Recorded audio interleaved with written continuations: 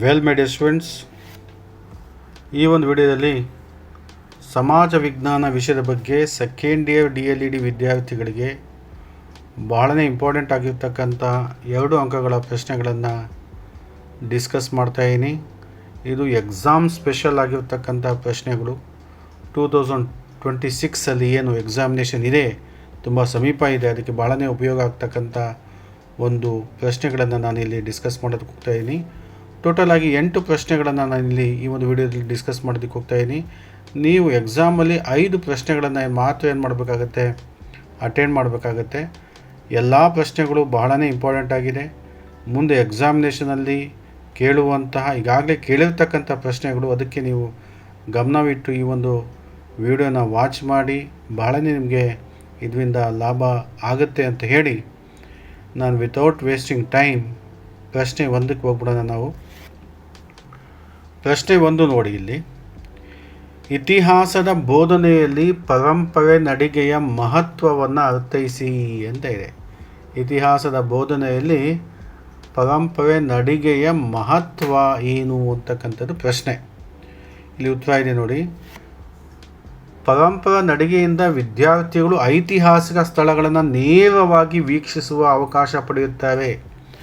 ಪರಂಪರೆ ನಡಿಗೆಯಿಂದ ಏನಾಗುತ್ತೆ ಅಂತ ಹೇಳಿದ್ರೆ, ವಿದ್ಯಾರ್ಥಿಗಳಿಗೆ ಐತಿಹಾಸಿಕ ಸ್ಥಳಗಳನ್ನು ಡೈರೆಕ್ಟಾಗಿ ಅಬ್ಸರ್ವೇಷನ್ ಮಾಡತಕ್ಕಂಥ ಒಂದು ಅವಕಾಶ, ಅಂದರೆ ನೇರವಾಗಿ ವೀಕ್ಷಿಸುವ ಒಂದು ಅವಕಾಶ ಏನಾಗುತ್ತೆ, ಸಿಗುತ್ತೆ. ಇದು ಮೊದಲನೇ ಪಾಯಿಂಟು. ಸೆಕೆಂಡ್ ಪಾಯಿಂಟು, ಇತಿಹಾಸದ ಬಗ್ಗೆ ಆಸಕ್ತಿ ಮತ್ತು ಕುತೂಹಲ ಏನಾಗುತ್ತೆ, ಜಾಸ್ತಿ ಆಗುತ್ತೆ. ಇತಿಹಾಸದ ಬಗ್ಗೆ, ಹಿಸ್ಟ್ರಿ ಬಗ್ಗೆ ಇಂಟ್ರೆಸ್ಟ್ ಮತ್ತು ಕ್ಯೂರಿಯಾಸಿಟಿ ಏನಾಗುತ್ತೆ, ಡೆವಲಪ್ ಆಗುತ್ತೆ ಅಥವಾ ಜಾಸ್ತಿ ಆಗುತ್ತೆ, ಇನ್ಕ್ರೀಸ್ ಆಗುತ್ತೆ ಅಂತ ನಾವು ಹೇಳ್ಬೋದು. ಸೆಕೆಂಡ್ ಪಾಯಿಂಟ್ ಇದು. ಮತ್ತು ಥರ್ಡ್ ಪಾಯಿಂಟ್, ಸ್ಮಾರಕಗಳು, ದೇವಾಲಯಗಳು, ಕೋಟೆಗಳು ಹಾಗೂ ಪುರಾತನ ವಸ್ತುಗಳ ಬಗ್ಗೆ ಪ್ರಾಯೋಗಿಕ ಜ್ಞಾನ ಏನಾಗುತ್ತೆ, ದೊರೆಯುತ್ತದೆ. ಈ ಸ್ಮಾರಕ ಮಾನ್ಯುಮೆಂಟ್ಸ್ ಅಂತ ಹೇಳ್ತೀವಿ, ಟೆಂಪಲ್ಸು, ಕೋಟೆಗಳ ಬಗ್ಗೆ, ಅದರ ಬಗ್ಗೆ ಪುರಾತನ ವಸ್ತುಗಳ ಬಗ್ಗೆ ಪ್ರಾಕ್ಟಿಕಲ್ ಆಗಿರ್ತಕ್ಕಂಥ ನಾಲೆಡ್ಜ್ ನಮಗೆ ಸಿಗುತ್ತೆ. ಪ್ರಾಯೋಗಿಕ ಜ್ಞಾನ ಅಂದರೆ ಪ್ರಾಕ್ಟಿಕಲ್ ನಾಲೆಡ್ಜ್ ನಮಗೆ ಸಿಗುತ್ತೆ ಅಂತಕ್ಕಂಥದ್ದು. ಮತ್ತು ಸಾಂಸ್ಕೃತಿಕ ಪರಂಪರೆಯ ಸಂರಕ್ಷಣೆಯ ಮನೋಭಾವನೆ ಉಂಟಾಗುತ್ತೆ ಅಂತಕ್ಕಂಥದ್ದು. ಅಂದರೆ ನಮ್ಮ ಸಂಸ್ಕೃತಿಯನ್ನು ಉಳಿಸ್ಕೋಬೇಕು, ನಮ್ಮ ಪರಂಪರೆಯನ್ನು ಸಂರಕ್ಷಣೆ ಮಾಡಬೇಕು ಅಂತಕ್ಕಂಥ ಮನೋಭಾವನೆ ಏನಾಗುತ್ತೆ, ಬೆಳೆಯುತ್ತೆ. ಈ 4 ಪಾಯಿಂಟುಗಳು ನೀವೇನು ಮಾಡಬೇಕು, ನೆನಪಲ್ಲಿ ಇಟ್ಕೋಬೇಕಾಗತ್ತೆ. ಇಲ್ಲಿ ಎಕ್ಸಾಮ್ ಪಾಯಿಂಟ್ ಅಂತ ಹೇಳ್ಬಿಟ್ಟು ಒಂದು ಪಾಯಿಂಟನ್ನು ಕೊಟ್ಟಿದ್ದೀನಿ. ಇಲ್ಲಿ ಪರಂಪರೆ ನಡಿಗೆ ಅಂತ ಅಂದರೆ ನೀವು ಅನುಭವಾತ್ಮಕ ಇತಿಹಾಸ ಕಲಿಕೆ ಅಂತ ಅಂದ್ಕೋಬೋದು. ಅನುಭವಾತ್ಮಕ ಇತಿಹಾಸ ಕಲಿಕೆ ಅಂತ ಅಂದ್ಕೋಬೋದು. ಇದನ್ನು ನೀವು ನೆನಪಲ್ಲಿ ಇಟ್ಕೊಂಡ್ರೆ ನಿಮಗೆ ಖಂಡಿತ 2 ಅಂಕಗಳು ಲಭ್ಯ ಆಗುತ್ತೆ ಅಂತಕ್ಕಂಥದ್ದು. ನೆಕ್ಸ್ಟ್ ಕ್ವಶನ್ಗೆ ಏನು ಮಾಡೋಣ, ಮೂವ್ ಆಗೋಣ. ಪ್ರಶ್ನೆ 2 ಅಂತ ಇದೆ ನೋಡಿ. ಸಮಾಜ ವಿಜ್ಞಾನದ ಅಧ್ಯಯನದ ಕ್ರಮದ ಯಾವುದಾದರೂ 2 ಹಂತಗಳನ್ನು ವಿವರಿಸಿ ಅಂತಿದೆ. ಸಮಾಜ ವಿಜ್ಞಾನವನ್ನು ಅಧ್ಯಯನ ಮಾಡ್ತಕ್ಕಂಥ ಯಾವುದಾದರೂ 2 ಹಂತಗಳು, ಸಮಾಜ ವಿಜ್ಞಾನದ ಅಧ್ಯಯನ ಕ್ರಮದ ಯಾವುದಾದರೂ 2 ಹಂತಗಳು ಯಾವುದು ಅಂತಕ್ಕಂಥದ್ದು ಇಲ್ಲಿ ಪ್ರಶ್ನೆ. ಒಂದು ಸಮಗ್ರ ಪರಿಶೋಧನೆ ಅಂತಕ್ಕಂಥದ್ದು, ಇನ್ನೊಂದು ಸಂಗ್ರಹಿತ ಪ್ರಮಾಣ ವಿಮರ್ಶೆ ಅಂತಕ್ಕಂಥದ್ದು, ಇನ್ನೊಂದು ಸಮನ್ವಯ ಅಂತಲೂ ಕೂಡ ನಾನಿಲ್ಲಿ ಕೊಟ್ಟಿದ್ದೀನಿ, ಪ್ರಸ್ತುತೀಕರಣ ಅಂತ ಕೊಟ್ಟಿದ್ದೀನಿ. ಇಲ್ಲಿ ಕೇಳಿರ್ತಕ್ಕಂಥದ್ದು ಎಷ್ಟು ಅಂತ ಹೇಳಿದ್ರೆ 2 ಹಂತಗಳನ್ನು ವಿವರಿಸಿ ಅಂತ ಇದೆ. ಮೊದಲನೇದು ಸಮಗ್ರ ಪರಿಶೋಧನೆ. ಈ ಸಮಾಜ ವಿಜ್ಞಾನದ ವಿಷಯವನ್ನು ತಾರ್ಕಿಕವಾಗಿ ಹಾಗೂ ಸಾಕ್ಷ್ಯಾಧಾರಗಳ ಆಧಾರದ ಮೇಲೆ ಪರಿಶೀಲಿಸಿ ನಂತರವೇ ತೀರ್ಮಾನಕ್ಕೆ ಬರಬೇಕು ಅಂತಕ್ಕಂಥ ಒಂದು ಸಮಗ್ರ ಪರಿಶೋಧನೆಯ ಒಂದು ಹಂತ ಇದೆ. ಸಮಗ್ರ ಪರಿಶೋಧನೆ ಅಂತ ಹೇಳಿದ್ರೆ ಸಮಾಜ ವಿಜ್ಞಾನದ ವಿಷಯವನ್ನು ತಾರ್ಕಿಕವಾಗಿ ಹಾಗೂ ಸಾಕ್ಷ್ಯಾಧಾರಗಳ ಎವಿಡೆನ್ಸ್ ಬೇಕಾಗುತ್ತೆ, ಎವಿಡೆನ್ಸ್ ಆಧಾರದ ಮೇಲೆ ಪರಿಶೀಲನೆ ಮಾಡಬೇಕು, ನಂತರನೇ ತೀರ್ಮಾನಕ್ಕೆ ಬರಬೇಕು ಅಂತಕ್ಕಂಥ ಒಂದು ಹಂತ. ಇದು ನೆನಪಲ್ಲಿಟ್ಕೋಬೇಕು. ಇನ್ನೊಂದು ಸಂಗ್ರಹಿತ ಪ್ರಮಾಣ ವಿಮರ್ಶೆ. ಸಂಗ್ರಹಿಸಿದ ಮಾಹಿತಿಯನ್ನು ವಸ್ತುನಿಷ್ಠವಾಗಿ ಪರಿಶೀಲಿಸಬೇಕು ಅಂತ ಹೇಳ್ಬಿಟ್ಟು, ವಸ್ತುನಿಷ್ಠವಾಗಿ ಅಂದರೆ ಆಬ್ಜೆಕ್ಟಿವ್ ಆಗಿ ನಾವೇನು ಮಾಡಬೇಕು, ಎಕ್ಸಾಮೈನ್ ಮಾಡಬೇಕು. ಸಂಗ್ರಹಿಸಿದ ಏನು ನಾವು ಕಲೆಕ್ಟ್ ಮಾಡಿರ್ತೀವಿ ಡಾಟಾನ, ಅದನ್ನು ವಸ್ತುನಿಷ್ಠವಾಗಿ ಏನು ಮಾಡಬೇಕಾಗುತ್ತೆ, ಪರಿಶೀಲನೆ ಮಾಡಬೇಕಾಗುತ್ತೆ. ಇದು 2ನೇ ಹಂತ. ನಾನು 3rd ಮತ್ತು 4th ಕೂಡ ನಾನು ಇಲ್ಲಿ ನಿಮ್ಮ ಜೊತೆ ಡಿಸ್ಕಸ್ ಮಾಡ್ತಾಯಿದ್ದೀನಿ. 2 ಹಂತ ಹೇಳಿದ್ದಾವೆ. 3rd ಒನ್ ಏನು, ಸಂಗ್ರಹಿಸಿದ ಸಂಗತಿಗಳನ್ನು ಕ್ರಮಬದ್ಧವಾಗಿ ಜೋಡಿಸಿ ಸಮನ್ವಯಗೊಳಿಸಬೇಕು. ಏನು ಸಂಗ್ರಹಿಸಿದ ಮಾಹಿತಿಗಳಿದೆ ಅಥವಾ ಸಂಗತಿಗಳಿದೆ, ಡಾಟಾ ಇದೆ, ಅದನ್ನು ಸಿಸ್ಟಮೆಟಿಕ್ ಆಗಿ ಏನು ಮಾಡಬೇಕು, ಜೋಡಿಸಬೇಕು ಮತ್ತು ಸಮನ್ವಯಗೊಳಿಸ್ತಕ್ಕಂಥ ಕೆಲಸನೂ ಕೂಡ ಮಾಡಬೇಕು. ಇದಕ್ಕೆ ಸಮನ್ವಯ ಹಂತ ಅಂತ ಹೇಳ್ತೀವಿ. ಆಮೇಲೆ ಪ್ರಸ್ತುತೀಕರಣ ಅಂದರೆ ಪ್ರೆಸೆಂಟೇಷನ್ ಅಂತಕ್ಕಂಥದ್ದು. 4ನೇದು ಸಿದ್ಧವಾದ ಮಾಹಿತಿಯನ್ನು ವಿದ್ಯಾರ್ಥಿಗಳಿಗೆ ಸ್ಪಷ್ಟವಾಗಿ ಹಾಗೂ ಸತ್ಯಾಸಂಧವಾಗಿ ತಿಳಿಸಬೇಕು. ಏನು ಸಿದ್ಧವಾಗಿದೆ ಮಾಹಿತಿ, ಆ ಮಾಹಿತಿಯನ್ನು ವಿದ್ಯಾರ್ಥಿಗಳಿಗೆ ಸ್ಪಷ್ಟವಾಗಿ ಹಾಗೂ ಸತ್ಯಾಸಂಧವಾಗಿ ಏನು ಮಾಡಬೇಕು, ತಿಳಿಸ್ಕೊಡ್ಬೇಕಾಗುತ್ತೆ. ಇಲ್ಲಿ ಏನು ಕೇಳಿದ್ದಾವೆ, ಸಮಾಜ ವಿಜ್ಞಾನ ಅಧ್ಯಯನದ ಕ್ರಮದ ಯಾವುದಾದ್ರು 2 ಹಂತಗಳು ಅಂತ ಇದೆ. ನಾನು 4 ಹಂತಗಳನ್ನು ಹೇಳಿದ್ದೀನಿ. ಮೊದಲನೇ ಹಂತ ಸಮಗ್ರ ಪರಿಶೋಧನೆ ಮಾಡಬೇಕಾಗತ್ತೆ. ಮೊದಲನೇ ಹಂತ ಸಮಾಜ ವಿಜ್ಞಾನದ ವಿಷಯ ತಾರ್ಕಿಕ ಸಾಕ್ಷ್ಯಾಧಾರಗಳ ಆಧಾರದ ಮೇಲೆ ಪರಿಶೀಲಿಸಿ ನಂತರವೇ ತೀರ್ಮಾನ ತಗೋಬೇಕು. ಅದು ಈಗಾಗಲೇ ಡಿಸ್ಕಸ್ ಆಗಿದೆ. ಸಂಗ್ರಹಿತ ಪ್ರಮಾಣ ವಿಮರ್ಶೆ, ಸಂಗ್ರಹಿಸಿದ ಮಾಹಿತಿಯನ್ನು ವಸ್ತುನಿಷ್ಠವಾಗಿ ಪರಿಶೀಲಿಸಬೇಕು. ಇದು 2ನೇ ಹಂತ, ಇದು ಮೊದಲನೇ ಹಂತ. ಥರ್ಡ್ ಒನ್ ಸಮನ್ವಯ, ಸಂಗ್ರಹಿಸಿದ ಸಂಗತಿಗಳನ್ನು ಕ್ರಮಬದ್ಧವಾಗಿ ಜೋಡಿಸಬೇಕು, ಸಮನ್ವಯಗೊಳಿಸಬೇಕು. ಆಮೇಲೆ 4ನೇದು ಪ್ರೆಸೆಂಟೇಷನ್ ಮಾಡಬೇಕು. ಪ್ರಸ್ತುತೀಕರಣ ಅಂದರೆ ಪ್ರೆಸೆಂಟೇಷನ್. ಸಿದ್ಧವಾದಂಥ ಮಾಹಿತಿಯನ್ನು ವಿದ್ಯಾರ್ಥಿಗಳಿಗೆ ಸ್ಪಷ್ಟವಾಗಿ ಹಾಗೂ ಸತ್ಯಾಸಂಧವಾಗಿ ತಿಳಿಸಬೇಕು. ಸುಳ್ಳು ಮಾಹಿತಿಗಳನ್ನು ಕೊಡಬಾರದು. ಈ ಎಕ್ಸಾಮ್ ಪಾಯಿಂಟಿಗೆ ನೀವೇನು ನೆನಪಲ್ಲಿ ಇಟ್ಕೋಬೇಕು ಈ ಪ್ರಶ್ನೆ ಬಂದಾಗಾದರೆ, ಪರಿಶೋಧನೆ, ವಿಮರ್ಶೆ, ಸಮನ್ವಯ ಮತ್ತು ಪ್ರಸ್ತುತೀಕರಣ 1 2 3 4 ಇದನ್ನು ನೆನಪಲ್ಲಿ ಇಟ್ಕೋಬೇಕಾಗತ್ತೆ. ನೆನಪಲ್ಲಿ ಇಟ್ಕೊಂಡು ಇದೆಲ್ಲ ಮಾಹಿತಿಗಳು ನಿಮಗೆ ನೆನಪಾಗುತ್ತೆ. ಇಷ್ಟನ್ನು ನೀವು ನೆನಪಲ್ಲಿ ಇಟ್ಕೊಂಡು ನೀವು ಅಟೆಂಡ್ ಮಾಡಿದ್ದೆ ಆದಲ್ಲಿ ಎಕ್ಸಾಮಿನೇಷನಲ್ಲಿ ನಿಮಗೆ ಖಂಡಿತ 2 ಅಂಕಗಳು ಸಿಗುತ್ತೆ. ಪ್ರಶ್ನೆ ಥರ್ಡ್ ಒನ್ ಕ್ವಶನ್ ಇದು, ಭಾರತ ಒಂದು ಸರ್ವಧರ್ಮ ಸಮಾಭವ ದೇಶ ಎಂದು ಹೇಗೆ ಸಮರ್ಥಿಸುವಿರಿ? ಸರ್ವಧರ್ಮ ದೇಶ, ಸಮಾಭವ ದೇಶ ಅಂತ ಹೇಗೆ ನೀವು ಸಮರ್ಥನೆ ಮಾಡ್ಕೊಳ್ತೀರ ಅಂತಕ್ಕಂಥದ್ದು ಇಲ್ಲಿ ಪ್ರಶ್ನೆಯಾಗಿದೆ. ನಮ್ಮ ದೇಶ ಸರ್ವಧರ್ಮದ ಸಮಾಭಾವ ದೇಶ ಎಂದು ಹೇಗೆ ಸಮರ್ಥಿಸುವಿರಿ ಅಂತಕ್ಕಂಥ ಒಂದು ಪ್ರಶ್ನೆ ಇದು. ಆನ್ಸರ್ ನೋಡಿ, ಮೊದಲನೇ ಪಾಯಿಂಟು, ಭಾರತವು ಧಾರ್ಮಿಕ ವೈವಿಧ್ಯತೆಯ ದೇಶವಾಗಿದೆ. ಧಾರ್ಮಿಕ ವೈವಿಧ್ಯತೆ ಅಂದರೆ ಅನೇಕ ಧರ್ಮಗಳು ಇಲ್ಲಿ ಇದೆ ಅಂತ ಹೇಳ್ಬಿಟ್ಟು, ಒಂದೇ ಧರ್ಮ ಇಲ್ಲ, ಅನೇಕ ಧರ್ಮಗಳ ದೇಶ ಆಗಿದೆ. ವೈವಿಧ್ಯ ಧಾರ್ಮಿಕ ಧರ್ಮಗಳು ಇಲ್ಲಿ ಇದೆ ಅಂತಕ್ಕಂಥದ್ದು ಮೊದಲನೇ ಪಾಯಿಂಟು. ವಿವಿಧ ಧರ್ಮಗಳ ಜನರು ಶಾಂತಿಯುತವಾಗಿ ಸಹಬಾಳ್ವೆ ನಡೆಸುತ್ತಾರೆ. ಅಂದರೆ ವಿವಿಧ ಧರ್ಮಗಳ ಜನರು ಶಾಂತಿಯುತವಾಗಿ ಇಲ್ಲಿ ಸಹಬಾಳ್ವೆ ನಡೆಸ್ತಾ ಇದ್ದಾರೆ, ಅದು ಸೆಕೆಂಡ್ ಪಾಯಿಂಟು. ಆಮೇಲೆ ಥರ್ಡ್ ಒನ್, ಭಾರತದ ಸಂವಿಧಾನವು ಧಾರ್ಮಿಕ ಸ್ವಾತಂತ್ರ್ಯವನ್ನು ಒದಗಿಸಿದೆ. ನಾವು ಯಾವ ಧರ್ಮ ಬೇಕಾದರೂ ಆಚರಣೆ ಮಾಡ್ಬೋದು, ನಾವು ಯಾವ ಧರ್ಮದ ಆಚರಣೆಗಳನ್ನು ಬೇಕಾದರೂ ನಾವು ಒಪ್ಕೋಬೋದು. ಈ ಒಂದು ಸ್ವಾತಂತ್ರ್ಯ ನಮ್ಮ ಸಂವಿಧಾನ ನಮಗೆ ನೀಡಿದೆ. ಭಾರತದ ಸಂವಿಧಾನವು ಧಾರ್ಮಿಕ ಸ್ವಾತಂತ್ರ್ಯವನ್ನು ಒದಗಿಸಿದೆ. ಥರ್ಡ್ ಪಾಯಿಂಟ್, ದೇಶದ ಕಾನೂನುಗಳು ಯಾವುದೇ ಧರ್ಮಕ್ಕೆ ಪಕ್ಷಪಾತ ತೋರದೆ ಎಲ್ಲರನ್ನು ಸಮಾನವಾಗಿ ಕಾಣುತ್ತವೆ. ನಮ್ಮ ದೇಶದ ಕಾನೂನು ಯಾವುದೇ ಧರ್ಮಕ್ಕೆ ಪಕ್ಷಪಾತ ಮಾಡಲ್ಲ, ಎಲ್ಲರನ್ನು ಸಮಾನವಾಗಿ ಕಾಣುತ್ತೆ. ಅದಕ್ಕೆ ನಮ್ಮ ದೇಶವನ್ನು ನಾವು ಸರ್ವಧರ್ಮ ಸಮಾಭಾವ ದೇಶ ಎಂದು ನಾವು ಹೇಳ್ಬೋದು. ಇಲ್ಲಿ ಎಕ್ಸಾಮಿನೇಷನ್ ಪಾಯಿಂಟ್ ಏನು ಅಂತ ಹೇಳಿದ್ರೆ, ಎಲ್ಲ ಧರ್ಮಗಳಿಗೆ ಸಮಾನ ಗೌರವ ಇದೆ, ಸರ್ವಧರ್ಮ ಸಮಾಭಾವ ಅಂತಕ್ಕಂಥದ್ದು. ಇಲ್ಲಿ ಸಮಾನ ಗೌರವ ಅಂತಕ್ಕಂಥ ಪಾಯಿಂಟ್ ಏನಿದೆ ಬಹಳ ಮುಖ್ಯವಾಗಿದೆ. ಇಲ್ಲಿ ನೀವು ಇದನ್ನು ನೆನಪಲ್ಲಿ ಇಟ್ಕೊಂಡು ಇದೆಲ್ಲ 4 ಪಾಯಿಂಟನ್ನು ಹಾಕಿದ್ರೆ ಖಂಡಿತ ನಿಮಗೆ 2 ಅಂಕ ಸಿಗುತ್ತೆ. ಪ್ರಶ್ನೆ 4, ಬ್ಲೂಮ್ ರವರ ಜ್ಞಾನಾತ್ಮಕ ವಲಯದಲ್ಲಿ ಬರುವ ಗ್ರಹಿಕೆಯ ಯಾವುದಾದರೂ 4 ಉಪವರ್ಗಗಳನ್ನು, ಎಷ್ಟು ಕಡಿದಾವೆ 4 ಉಪವರ್ಗಗಳನ್ನು ನೀವು ಬರೆಯಿರಿ ಅಂತಿದೆ. ಬ್ಲೂಮ್ ರವರ ಜ್ಞಾನಾತ್ಮಕ ವಲಯದಲ್ಲಿ ಬರತಕ್ಕಂಥ ಗ್ರಹಿಕೆಯ ಯಾವುದಾದರೂ 4 ಉಪವರ್ಗಗಳನ್ನು ನೀವು ಅಟೆಂಡ್ ಮಾಡಿ ಅಥವಾ ಬರೆಯಿರಿ ಅಂತ ಇದೆ. ಇಲ್ಲಿ ನಾನು 4ಕ್ಕಿಂತ ಹೆಚ್ಚನ್ನು ಹಾಕಿದ್ದೀನಿ. ಮೊದಲನೇದೇನು, ಅರ್ಥ ವಿವರಿಸುವುದು. ಫಸ್ಟ್ ಒನ್ ಅರ್ಥ ವಿವರಿಸುವುದು ಅಂತ ಹೇಳ್ಬಿಟ್ಟು, ಸೆಕೆಂಡ್ ಒನ್ ಉದಾಹರಿಸುವುದು, ಉದಾಹರಣೆ ಕೊಡ್ತಕ್ಕಂಥದ್ದು ಅಂತ ಹೇಳ್ಬಿಟ್ಟು. ಆಮೇಲೆ ಥರ್ಡ್ ಒನ್ ಸಾರಾಂಶಗೊಳಿಸುವುದು ಅಂತ ಇದೆ. ಫೋರ್ತ್ ಒನ್ ತೀರ್ಮಾನಿಸುವುದು. ಆಮೇಲೆ ಫಿಫ್ತ್ ಒನ್ ಹೋಲಿಸುವುದು. ಆಮೇಲೆ ಸಿಕ್ಸ್ತ್ ಒನ್ ವಿವರಿಸುವುದು ಅಂತ ಇದೆ. ಇಲ್ಲಿ 4 ಮಾತ್ರ ಉಪವರ್ಗಗಳನ್ನು ಇಲ್ಲಿ ಬರೆಯೋದಕ್ಕೆ ಹೇಳಿದ್ದಾವೆ. ನಾನು 6 ಹೇಳಿದ್ದೀನಿ. ಯಾವುದಾದ್ರೂ 4 ಬರೆದು ಸಾಕಾಗುತ್ತೆ. ನೀವು ಇಷ್ಟೆಲ್ಲ ನೀವು ನೆನಪಲ್ಲಿ ಇಟ್ಕೊಂಡ್ರೆ ಖಂಡಿತ ನಿಮಗೆ 2 ಅಂಕ ಸಿಗುತ್ತೆ. ಇಲ್ಲಿ ಎಕ್ಸಾಮ್ ಪಾಯಿಂಟ್ ಯಾವುದು ಅಂದರೆ ನಾನು ಹೇಳಿದ್ದು, ಯಾವುದೇ 4 ಉಪವರ್ಗಗಳನ್ನು ಬರೆಯಬಹುದು ಅಂತ ಹೇಳ್ಬಿಟ್ಟು ಹಾಕಿದ್ದೀನಿ. ಇಲ್ಲಿ 6 ಇದೆ, 4 ಮಾತ್ರ ನೀವು ತೊಗೊಳ್ಳಿ ಅಂತ ನಾನು ಇಲ್ಲಿ ನಿಮಗೆ ಸಜೆಸ್ಟ್ ಮಾಡ್ತಾಯಿದ್ದೀನಿ. ಪ್ರಶ್ನೆ 5 ನೋಡಿ, ಸಮಾಜ ವಿಜ್ಞಾನ ಶಿಕ್ಷಕರಿಗೆ ಮತ್ತು ವಿದ್ಯಾರ್ಥಿಗಳಿಗೆ ಪಠ್ಯಪುಸ್ತಕದ ಪ್ರಾಮುಖ್ಯತೆಗಳನ್ನು ಬರೆಯಿರಿ. ಶಿಕ್ಷಕರಿಗೆ ವಿದ್ಯಾರ್ಥಿಗಳಿಗೆ ಸಮಾಜ ವಿಜ್ಞಾನದ ಪಠ್ಯಪುಸ್ತಕ ಬೇಕಾ, ಅದರ ಪ್ರಾಮುಖ್ಯತೆಗಳೇನು, ಏನಕ್ಕೆ ಬೇಕು, ಪ್ರಾಮುಖ್ಯತೆ ಏನು ಅಂತಕ್ಕಂಥ ಪ್ರಶ್ನೆ. ಉತ್ತರ ನೋಡಿ, ಶಿಕ್ಷಕರ ಬೋಧನೆಗೆ ಉತ್ತಮ ಮಾರ್ಗದರ್ಶಿಯಾಗಿದೆ. ಶಿಕ್ಷಕರಿಗೆ ಬೋಧನೆ ಮಾಡಬೇಕು, ಅದಕ್ಕೆ ಪಠ್ಯಪುಸ್ತಕ ಏನಾಗಿದೆ, ಉತ್ತಮ ಮಾರ್ಗದರ್ಶಿ. ಪಠ್ಯಪುಸ್ತಕ ಅಂದರೆ ಟೆಕ್ಸ್ಟ್ ಬುಕ್ಕು, ಅಂದರೆ ಸೋಷಿಯಲ್ ಟೆಕ್ಸ್ಟ್ ಬುಕ್ಕು ಟೀಚರ್ಸ್ಗೆ ಮತ್ತು ಸ್ಟೂಡೆಂಟ್ಸ್ಗೆ ಬೇಕಾ, ಏನು ಇಂಪಾರ್ಟೆನ್ಸ್ ಏನು ಅಂತಕ್ಕಂಥ ಪ್ರಶ್ನೆ. ಟೀಚರ್ಸ್ಗೆ ಏನು ಬೇಕು ಅಂದರೆ ಟೀಚಿಂಗ್ ಮಾಡೋಕ್ಕೆ ಶಿಕ್ಷಕರ ಬೋಧನೆಗೆ ಉತ್ತಮ ಮಾರ್ಗದರ್ಶಿಯಾಗಿದೆ. ಅದು ಗೈಡ್ ಮಾಡುತ್ತೆ, ಹೇಗೆ ಪಾಠ ಮಾಡಬೇಕು, ಏನು ಪಾಠ ಮಾಡಬೇಕು ಅನ್ನೋದು ಟೆಕ್ಸ್ಟ್ ಬುಕ್ಕು.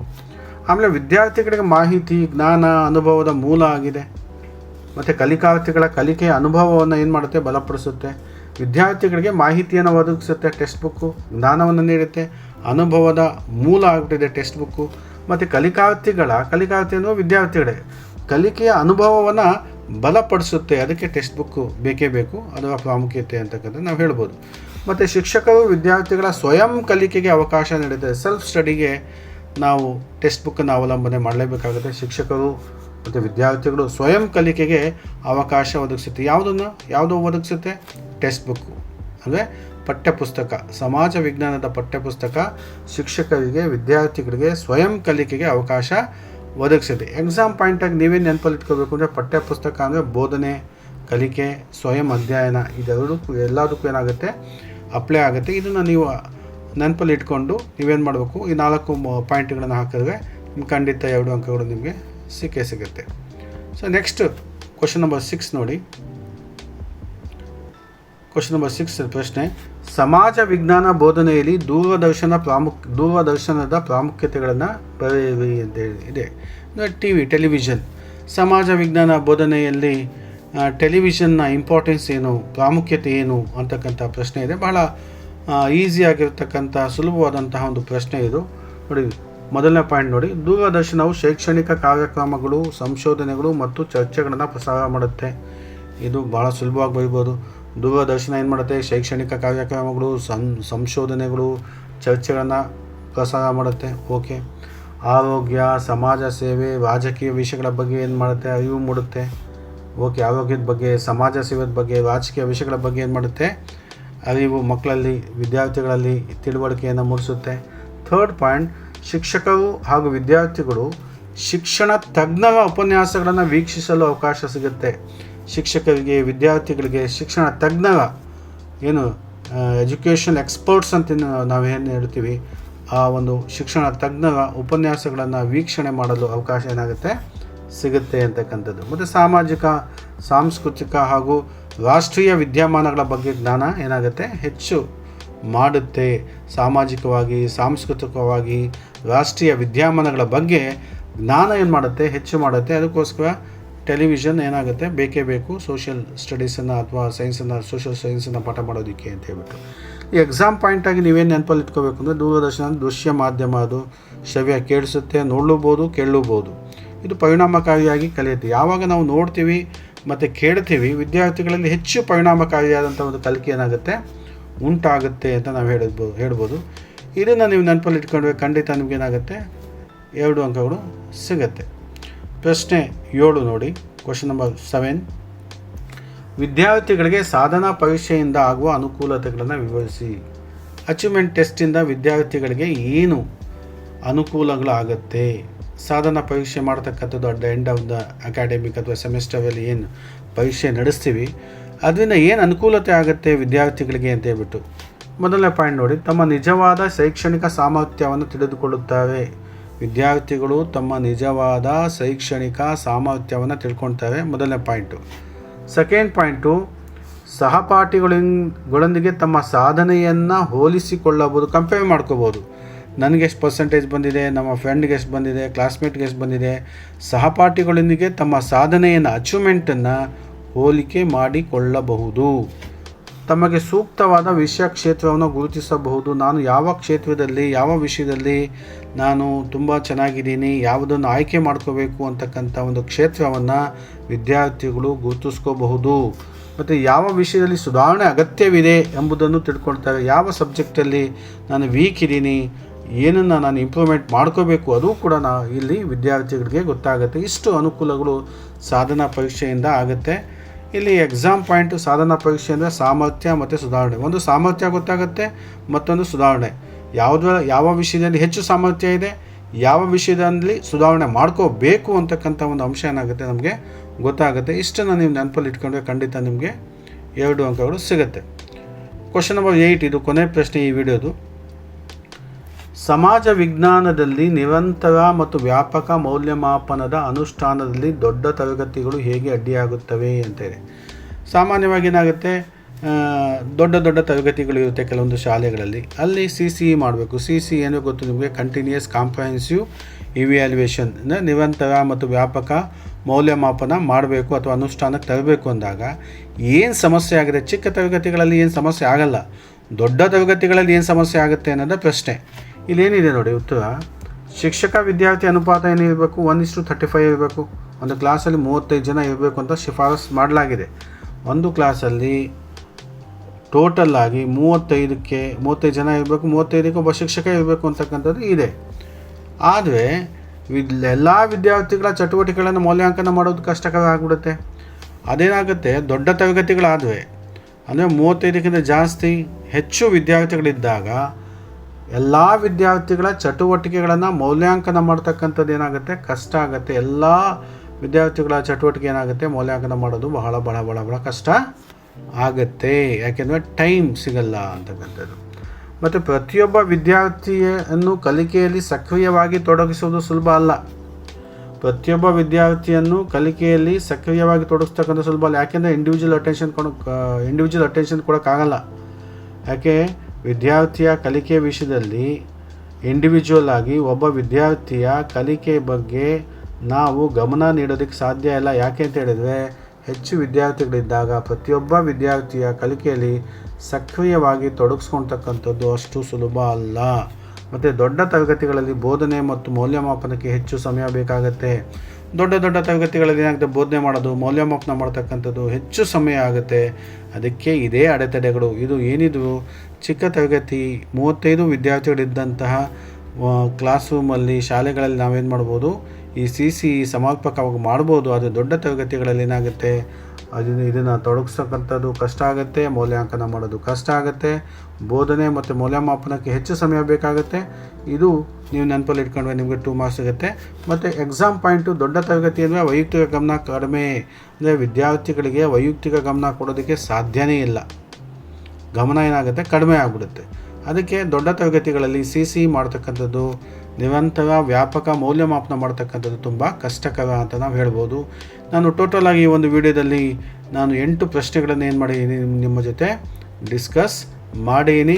ಪ್ರತಿದಿನ 15 ನಿಮಿಷ ಈ ಪ್ರಶ್ನೆಗಳನ್ನು ಓದಿ, ಒಂದು ಮುಖ್ಯ ಅಂಶಗಳನ್ನು ನೆನಪಲ್ಲಿ ಇಟ್ಕೊಳ್ಳಿ. ಪ್ರತಿದಿನ ಓದಿ, ಪ್ರತಿದಿನ ನೋಡಿ, ನಿಮಗೆ ಏನಾಗುತ್ತೆ, ನೆನಪಲ್ಲಿ ಉಳಿಯುತ್ತೆ. ಪರೀಕ್ಷೆಯಲ್ಲಿ ಉತ್ತಮ ಅಂಕಗಳು ಏನಾಗುತ್ತೆ, ನಿಮ್ಮದಾಗುತ್ತೆ ಅಂಥೇಳಿ ಈ ಒಂದು ವಿಡಿಯೋ ನಿಮಗೆ ಇಷ್ಟ ಆದರೆ, ನಿಮಗೆ ತುಂಬಾ ಇದರಿಂದ ಲಾಭದಾಯಕ ಆಗುತ್ತೆ ಅಥವಾ ಅನುಕೂಲಗಳಾಗುತ್ತೆ ಅಂತ ಅನಿಸಿದ್ರೆ ನನ್ನ ವಿಡಿಯೋನ ಲೈಕ್ ಮಾಡಿ, ನನ್ನ ವಿಡಿಯೋನ ಎಲ್ಲ ವಿದ್ಯಾರ್ಥಿಗಳಿಗೆ ಶೇರ್ ಮಾಡಿ, ಎಲ್ಲರಿಗೇನಾಗಲಿ ಇದರ ಉಪಯೋಗ ಸಿಗಲಿ.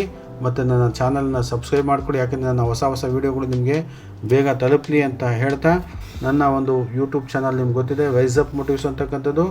ಲರ್ನ್ ಟುಡೇ ಲೀಡ್ ಟುಮಾರೋ ಅನ್ನುವಂತಹ ಒಂದು ಮೋಟಿವೇಶನಿಂದ ನಾನು ಈ ಒಂದು ವಿಡಿಯೋನ ಇಲ್ಲೇ ಸ್ಟಾಪ್ ಮಾಡ್ತಾಯಿದ್ದೀನಿ. ಮುಂದಿನ ವಿಡಿಯೋದಲ್ಲಿ ಇನ್ನೊಂದು ವಿಷಯದ ಬಗ್ಗೆ ನಾನು 2 ಮಾರ್ಕ್ಸ್ ಅಥವಾ 5 ಮಾರ್ಕ್ಸ್ ಪ್ರಶ್ನೆಗಳು ಮತ್ತು ಉತ್ತರಗಳ ಬಗ್ಗೆ ನಿಮ್ಮ ಜೊತೆ ಡಿಸ್ಕಸ್ ಮಾಡ್ತೀನಿ ಅಂತ ಹೇಳ್ತಾ ನಾನು ಇಲ್ಲೇ ಈ ಒಂದು ವಿಡಿಯೋನ ಮುಗಿಸ್ತಾ ಇದ್ದೀನಿ. ಧನ್ಯವಾದಗಳು.